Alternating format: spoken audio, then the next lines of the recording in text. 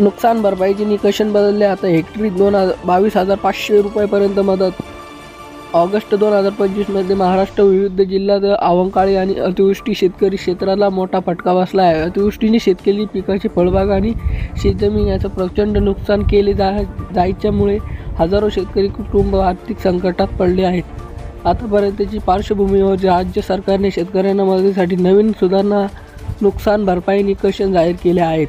या योजनेअंतर्गत शेतकऱ्यांना प्रति हेक्टर 22,500 पर्यंत मदत मिळू शकते। सरकारच्या या निर्णयामुळे प्रगोस्तुत शेतकऱ्यांना पुन्हा उभे राहण्याची आर्थिक आधार मिळणार आहे। पीक नुकसानीसाठी वर्ग आर्थिक मदत। राज्य सरकारने विविध प्रकारच्या शेती पद्धतीच्या नुकसानीनुसार वेगवेगळ्या दरात व मदत देण्याचा निर्णय घेतला आहे। शेतकऱ्यांना मिळणारी ही मदत त्याच्या पिकाच्या प्रकारावर आधारित असेल। जिऱ्यात म्हणजेच कोरडवाहू शेतकऱ्यांना हेक्टरी 8,500 ची मदत देण्यात येणार असून किमान 1,000 ची हमी दिली जाईल। बागायत शेती म्हणजेच सिंचनखाली शेती प्रति हेक्टर 17,000 आणि किमान 2,000 अशी तुरुंदत ठेवण्यात आली आहे। फळबागाच्या नुकसानीसाठी सर्वांना म्हणजेच प्रति हेक्टर 22,500 आणि 2,500 ची मदत मिळणार आहे।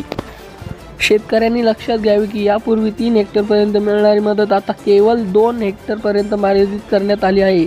हा बदल सरकारने नवीन धोरणागत लागू केला असून शेतकऱ्यांना त्यानुसार आपले दावे सादर करणे आवश्यक आहे।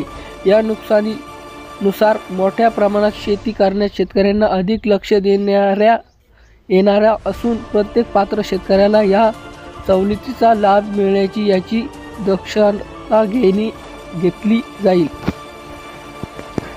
जमिनी नुकसानीसाठी विशेष रुंद फक्त पिकाचे नाही तर शेतजमिनीच्या नुकसानासाठी सरकारने भरवीय मदत जाहीर केली आहे। अनेक ठिकाणी अतिवृष्टीमुळे शेतात गाळ आणि वाळूचे जड थर साचलेत आहेत, ज्यामुळे शेती करणे कठीण झाले आहे। जिथे 2 ते 3 इंचापेक्षा जास्त जाडीचा गाळ किंवा वाळूचा थर जमा झाले आहे अशी जमीन प्रति हेक्टर 18,000 आणि किमान दर 2,500 ची मदत देणार आहे। हे पैसे जमीन पुन्हा शेतीयोग्य करण्यासाठी शेतकऱ्यांना मदत करतील। काही भाग दरड कोसळल्याने जमीन खरडू वाहून जाणे किंवा नदी पात्र बदलल्याने मोठ्या प्रमाणात शेतीगत जमिनीचे नुकसान झाले आहे। अशा गंभीर परिस्थितीत सापडलेल्या शेतकऱ्यांना सरकारकडे विशेष तरतूद केली असून प्रति हेक्टर 47 आणि किमान 5,000 ची मदत जाहीर केली आहे। ही रक्कम शेतकऱ्यांना त्याची जमीन पुन्हा उत्पादनक्षम बनवण्यासाठी अत्यंत उपयुक्त ठरले आहे। सरकारने हा निर्णय मोठ्या नुकसानीतील तोड देते असेल शेतकऱ्यांना दिलासादायक आहे।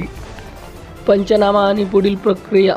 सरकारी मदत मिळवण्यासाठी शेतकऱ्यांना त्याचा नुकसानीचे पंचनामा वेळेत पूर्ण करणे आवश्यक आहे। पंचनामा झाल्यानंतर शेतकऱ्यांना नाव लाभार्थी मदतीसाठी समाविष्ट केले जाईल। हे सर्व निकष राष्ट्रीय नैसर्गिक आपत्ती प्रतिसाद NDRF आणि 27 मार्च 2023 च्या शासन निर्णयाने आधारित करण्यात आले आहेत। लवकरात लवकर नुकसान भरपाई 2025 यादी सार्वजनिक केली असेल सरकारने जाहीर केले आहे।